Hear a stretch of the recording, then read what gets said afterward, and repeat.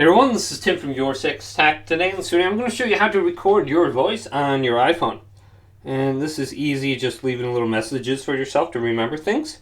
So if you scroll through here, we can find something called Utilities, and then look for the compass, the measure, calculator, and then here's Voice Memo.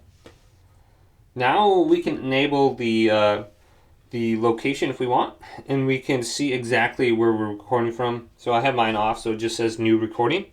And then press the recording button down here at the bottom, and it will leave you little messages. So let's go to this one and play it. Press it right here, and we can say something and record a message. So very easy, and all these messages will be saved. And it's kind of cool because you can see the location where you are. So if you were at the zoo or something, it should say it. And you'd be like, okay, I was here at that date. And this gives the time and everything too. You can delete them on the side here if you want.